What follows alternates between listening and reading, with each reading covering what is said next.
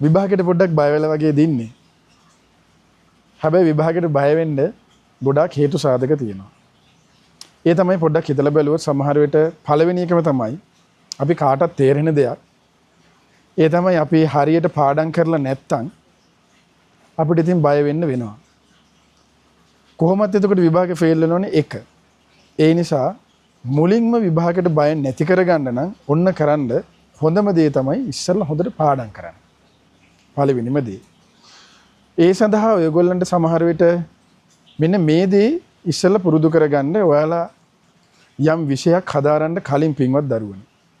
ඒ තමයි සමහර විට අපිට අපේ ජීවිතේ අපිට නොයෙකුත් යාළුවෝ ඉන්න නිසා සමහර විට අපි යාළුවෝ නිසා අපේ විෂය, දෙමාපියෝ නිසා අපේ විෂය, අපි කරන්න යන අනාගතේ සමහර විට අපි අන්න ඒගොල්ලෝ නිසා අපි තීරණය කරගන්නවා. කවදාවත් ඒ දේ කරන්න එපා. විශේෂයෙන් දෙමාපියෝ දරුවන්ට මෙන්න මේ දේ කරන්න කිය ප්‍රෙෂර් කරන්න යන්න එපා.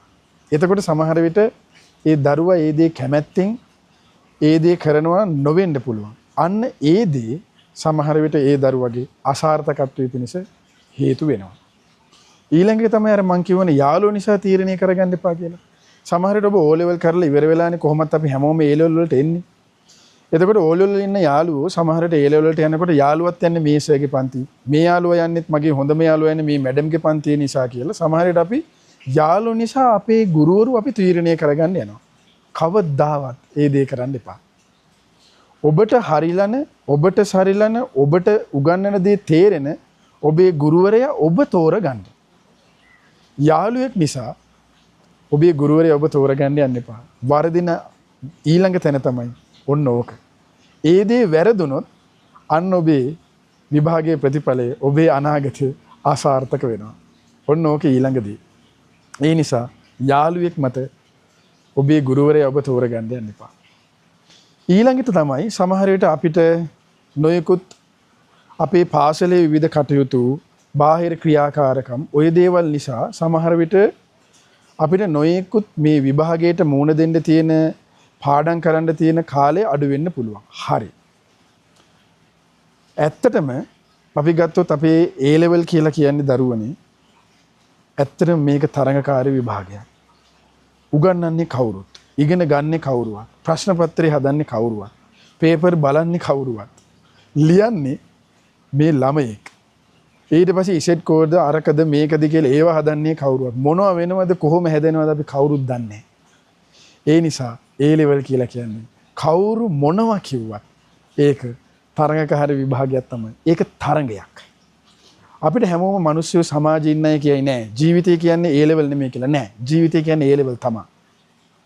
A level අපි හිතන්නේ ඉවර වෙන්නේ අවුරුදු 20ක් නම් අපි මැරෙන්නේ අවුරුදු 80න් නම් ඒ අවුරුදු 60ම තීරණය කරන්න ජීවත් වෙලා ඉන්න පුළුවන් අවුරුදු 60ම තීරණය කරන්නේ මේ අවුරුදු දෙකෙන්.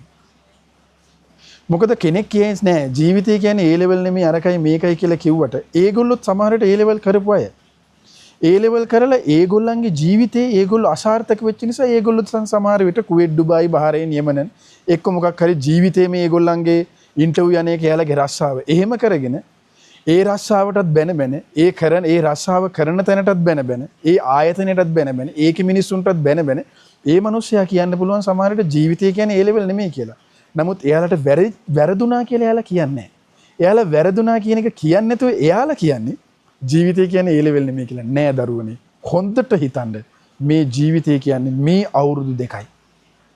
මේ අවුරුදු දෙක තමයි ඔබේ ජීවිතේ අර මං කිව්වා වගේ 20න් ඉවරයි නම් 80න් මැරෙනවා නම් ඉතුරු අවුරුදු 60ම තීරණය කරන්නේ ඔන්න ඔය දේ. මේක තරඟයක්. කවුරු කිව්වත් කවුරු පිළිගත්තත් නැතත් මේක තරඟයක්. ඔබ අපි හැමෝම අපි හැමෝම හොඳ ඉස්කෝලේකට ගියා වෙන්න පුළුවන්. ඒ හැම ඉස්කෝලේදීම අපිට එක එක යාළුවෝ හම්බ වෙනවා. ඒ ඉස්කෝලේදී වෙන බාහිර ක්‍රියාකාරකම් ඒ දේවල් එක්ක සමහර වෙලාවට අපි අපේ මේ ජීවිතේ අපි මේ අවුරුදු දෙක කැප කරන එක පිටිපස්සට දාගන්නවා. හැබැයි අපි ඉස්කෝලේ මේ අවුරුදු දෙකේ ෆුට්බෝල් ගහුවා කියලා අපේ ඉසෙට්කෝ එකේ දශම දෙකක් මදි වුණාම එක දශමයක් මදි වුණාම අපි ෆුට්බෝල් ගහුවා කියලා ඒ දශමය අපේ ෆුට්බෝල් ගහුවා කියලා අපිට දෙන්නේ නැහැ. ඒ නිසා මේ අවුරුදු දෙක එහෙම මෝඩ වෙන්න එපා. ඔබේ මගේ පාසල මමත් ඉගෙන ගත්තා. මමත් A level කරා. හැබැයි ඔබේ මගේ පාසල අපිට මේ දශම දෙක අරන් දුන්නේ නැහැ. ඔබේ මගේ දෙමාපියෝ 0.2 අරන් දෙන්නේ නැහැ. ඔබේ අපිට ෆුට්බෝල් ගහන්න කියලා අපි අරන් ගියපු අපේ ගුරුවරු 0.2 අරන් දෙන්නේ නැහැ. ඒ ෆුට්බෝල් සර්ටිෆිකේට් එක අපි අරන් දෙන්නේ නැහැ. ඇත්ත කතාව ඕක. ඒ නිසා මේ අවුරුදු දෙක ඔබ හොඳට කැප වෙන්න. ඔබ හොඳ අදිෂ්ඨානයක් ඇති කරගන්න. මොකද මේ අවුරුදු දෙක කැප වෙන්න කියලා කියන්නේ මේ අර මං කියව වගේ අපි හිතුවත් අර අවුරුදු 80 න් මැරෙන කතාව මං කිව්වනේ උදාහරණයකට. ඒ අවුරුදු 60ම ජීවත් වෙන්න ඕනේ මේ අවුරුදු දෙක මත. මේ අවුරුදු දෙක අනාගතොත් අපිට ඉතුරු වෙන්නේ කුවේට්, ඩුබායි, බහරේන්, යෙමෙන් ඔය කොහේ රස්සාවකට කවුරු හරි අපි මොකක් හරි මැරෙනකම් මොන හරි දෙයක් කරයි. හැබැයි ඒ මැරෙනකම් ඒ දේ කරන්න වෙන්නේ අපිට මේ අවුරුදු දෙක අනාගත නිසා. ඒ නිසා හොඳට හිතන්න. ඔබේ දෙමාපියෝ ඔබ වගේ නෙමෙයි. එන්න ඔබ මම අපි ඔබේ දෙමාපියෝ දරුවනේ එන්න වයසට යනවා. ඒ වයසට යාමත් එක්ක ඔබට තමයි දෙමාපියන් දැන් ඔබේ වගකීම් කරනවා වගේ ඔබටයි ඒ වගකීම් අනාගතයට එන්නේ.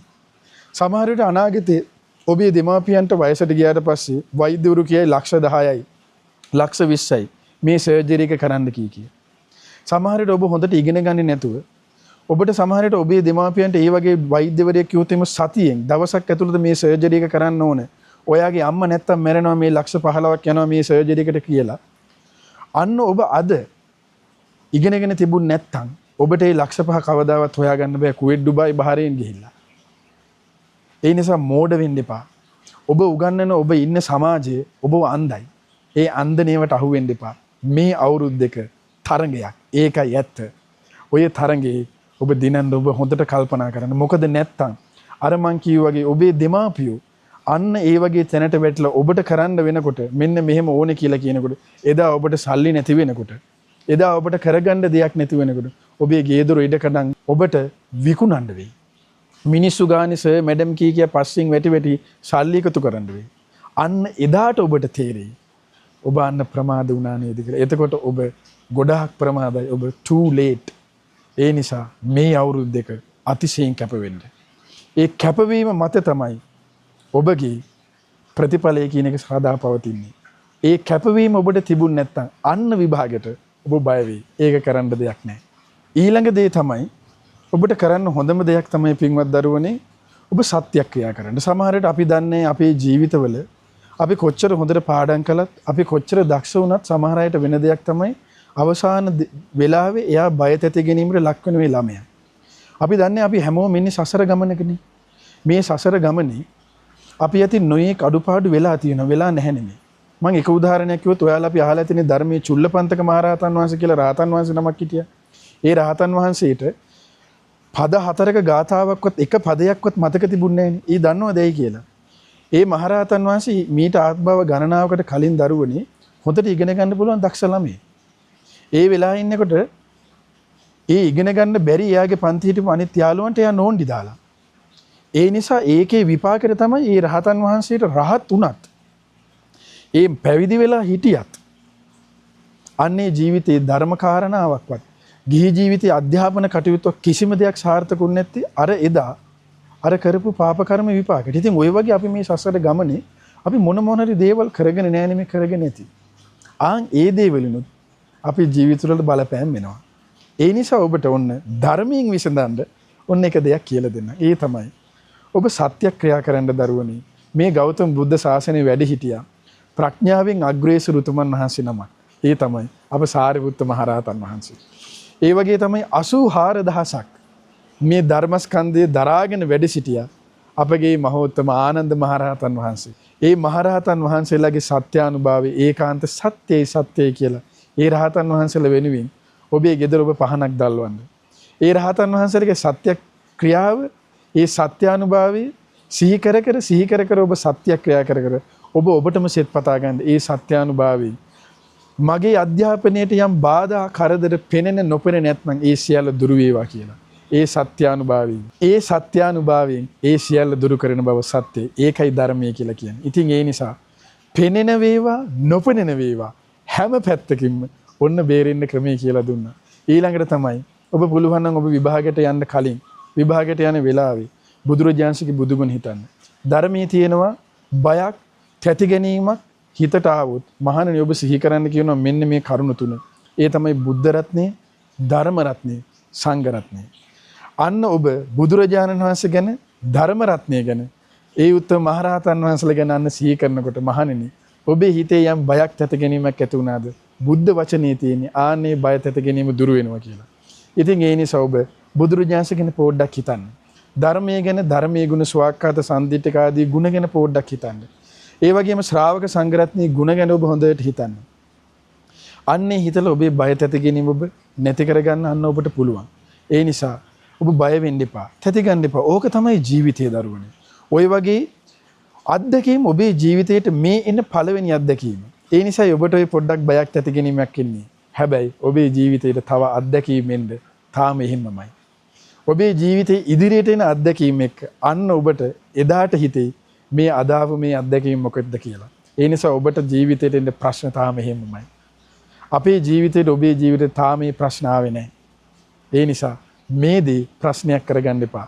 සිහියෙන්, නුවණින්, වීරියෙන්, අදිෂ්ඨානයෙන් අන්න ඔබේ විභාගයට ඔබ මුහුණ දෙන්න. ඒ සිහියෙන්, නුවණින්, වීරියෙන් ඔන්න ඔබ හොඳට ඉගෙන ගන්න. මෙන්න මේ බාධා කරදර අර මං කියපු පෙනෙන වේවා, නොපෙනෙන වේවා ඒ සියල්ලම දුරු කරගන්න. ඔන්න ඔබ හොඳට මේ කියපු ටික නැවත නැවත හිතන්න. නැවත නැවත පුරුදු කරගන්න. ජීවිතේට අදිෂ්ඨානයෙන්, වීරියෙන් ඔබේ අධ්‍යාපනය සාර්ථක කරගන්න. ඔබ හැම දිනාට තුනුරුවනේ ආශිර්වාදයේ සැලසීම ඔබට තෙරුවන් සරණයි.